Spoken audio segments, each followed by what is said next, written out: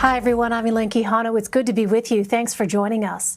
House impeachment managers finished presenting their case today in the impeachment trial of former President Trump.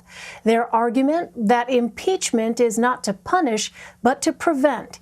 Prosecutors said rioters were at the Capitol on January 6th because the president told them to be there.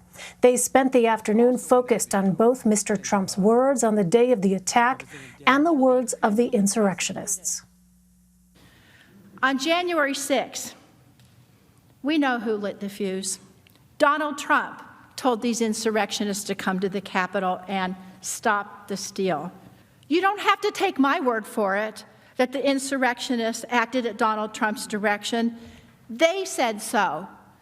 They were invited here. They were invited by the President of the United States.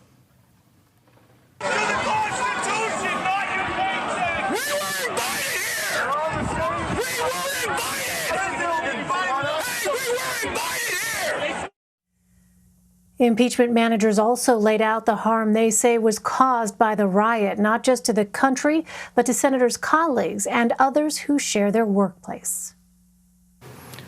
Trump chose himself above the people, above our institutions, above our democracy, above all of you. Representative Jason Crow compared the events of this day to his time in Afghanistan as an Army Ranger, something Senator Reid knows something about.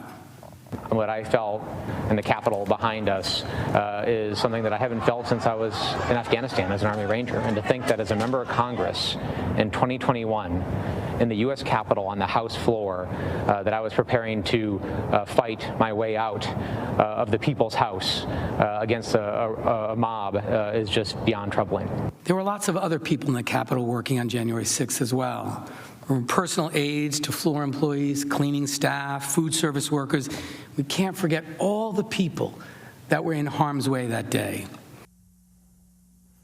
Prosecutors said events we saw in the summer and fall, including attacks on state capitals and threats against state leaders, should have been a warning for what we saw on January 6th. Now they're warning senators of the consequences if Mr. Trump isn't held accountable. If we don't draw the line here, what's next? What makes you think the nightmare with Donald Trump and his lawmaking and violent mobs is over? If we let him get away with it, and then it comes to your state capitol, or it comes back here again, what are we going to say? These prior acts of incitement cast a harsh light on Trump's obvious intent, his unavoidable knowledge of the consequences of his incitement, and the clear foreseeability of the violent harm that he unleashed on our people and our republic.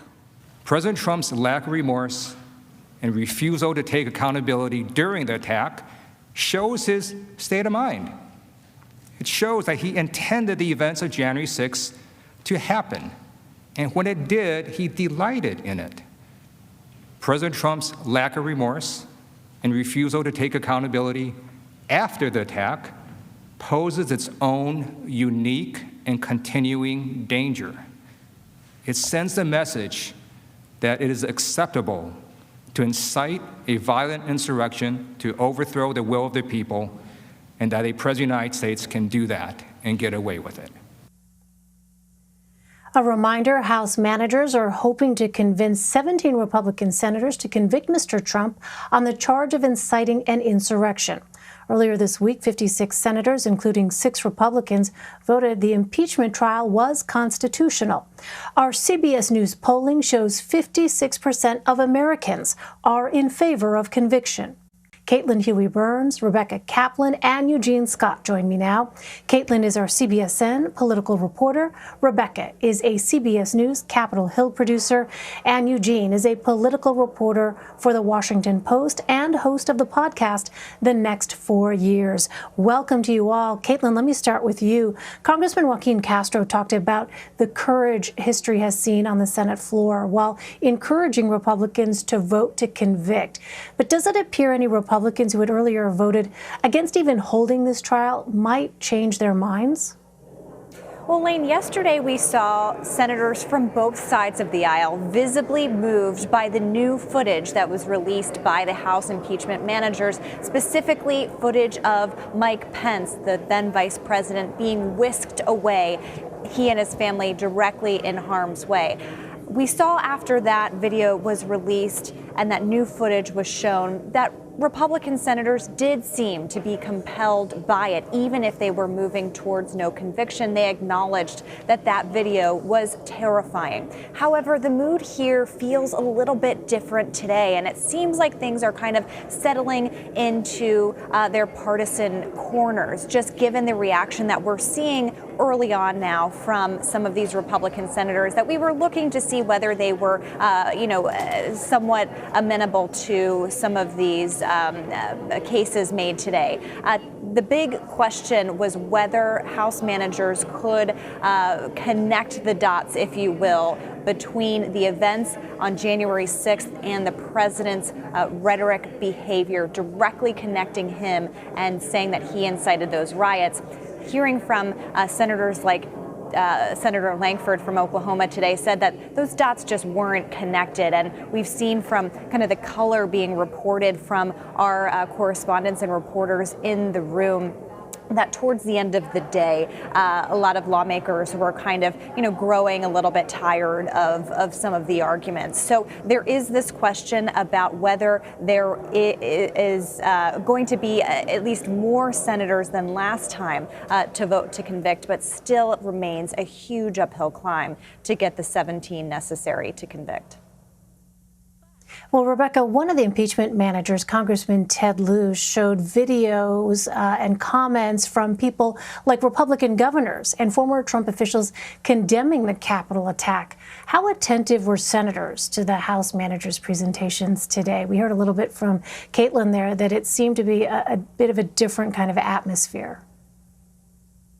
It absolutely was, Elaine, and that's in kind of stark contrast to yesterday, which is no surprise because what senators saw yesterday was a lot of this never-before-seen footage from Capitol security cameras. They saw just how close they themselves came to the rioters when they were evacuated from the Senate chamber, how close those rioters came to former Vice President Pence, to he's Majority Leader now, Majority Leader Chuck Schumer. So that was really much more gripping, and I think for the first time, that was how a lot of them realized just how close to danger they were on that day, because they, for a lot of the time, were sitting inside the Senate chamber, doing the vote certification that day and not necessarily seeing all the images that we saw on TV. So yesterday, you had almost everyone sitting at their desks, rapt attention, and that just was not the case today. Now, look, I think it's still better than the impeachment managers fared during the first impeachment trial this time last year, when they had this case was full of obscure Ukrainian names. There weren't really many visual aids to go along with what they were talking about. It was just very different. And one of the goals the impeachment managers had set out at the start of their arguments this time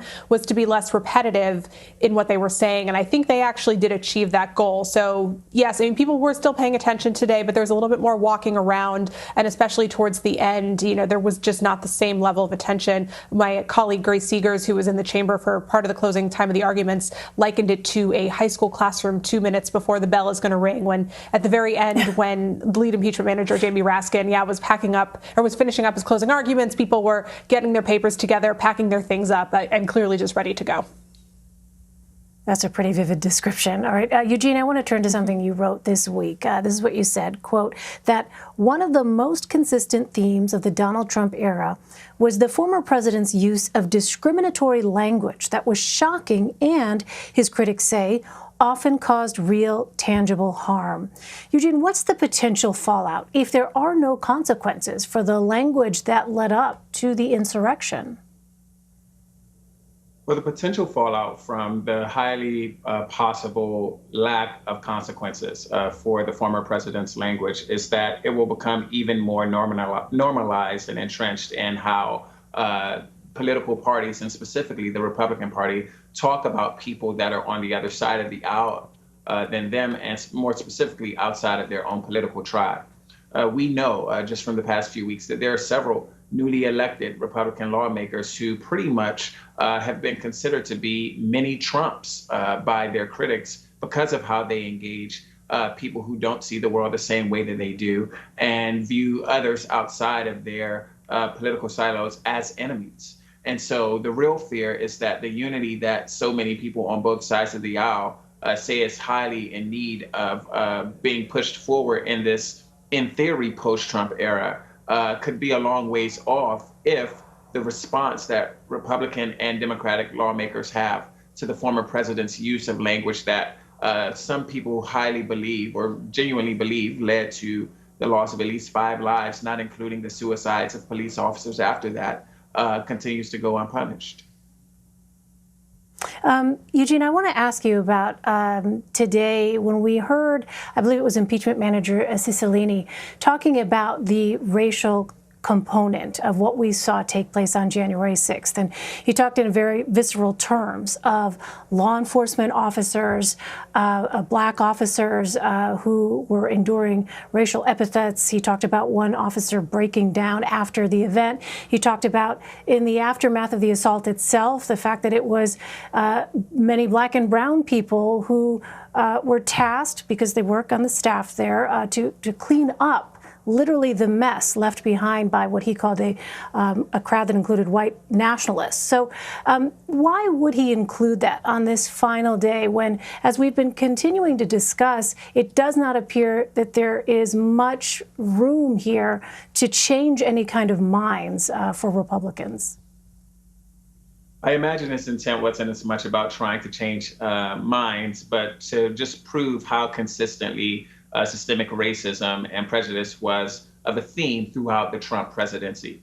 I had the opportunity to interview Representative Mondaire Jones. He's one of the newly elected lawmakers, a black young man from New York, and who was an activist protesting along with Black Lives Matter before elected to Congress. And for him, he could not help but to note just how differently law enforcement was responding to this crowd, these violent insurrectionists, compared to how they often responded to anti-racism protesters. And one of the biggest differences was race and was ethnicity.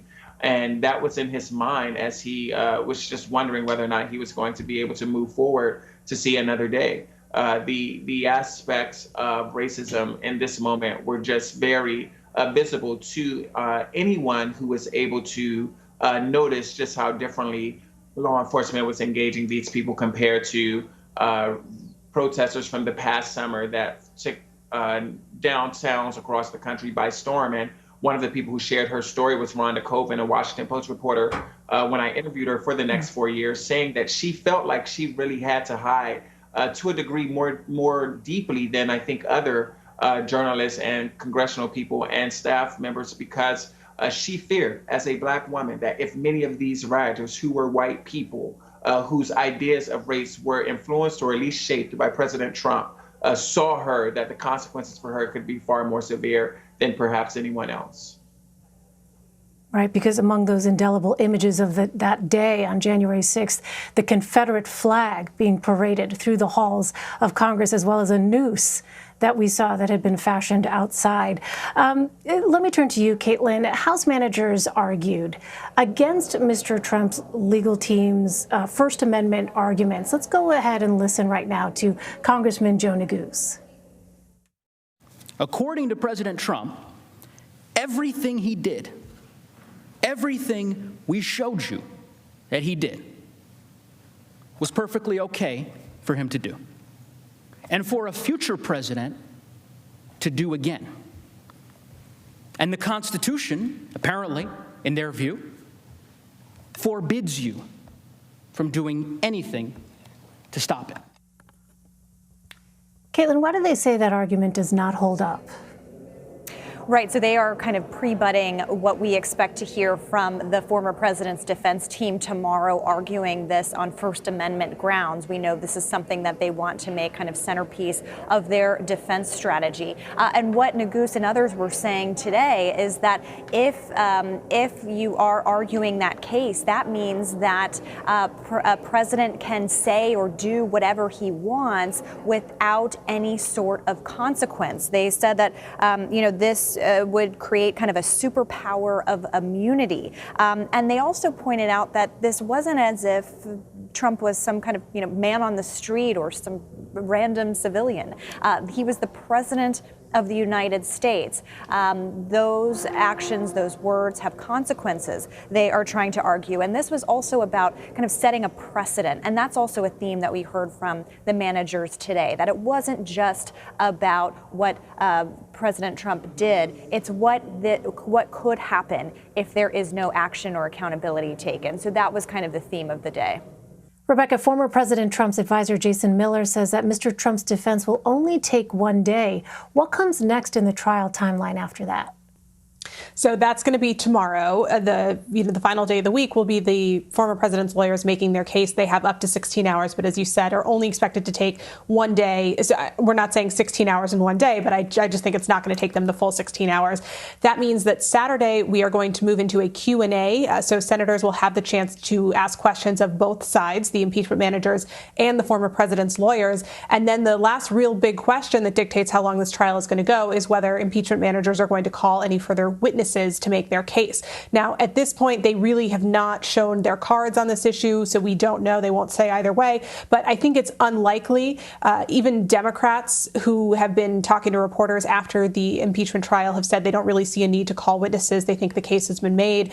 Of course, former President Trump, who was invited to testify, declined that invitation. And there is also questions of whether anyone else who might be able to speak to the president's mindset that day might be able to invoke executive privilege, for example, and not actually speak. So if that question of witnesses is dispensed with, and it seems like most people think it will be, then this trial could potentially be over as soon as this weekend, possibly as soon as Saturday night, if not maybe Sunday. So they will stay in session through the weekend, and there's a very good chance that by next week we will be moving on to other issues like the COVID relief bill.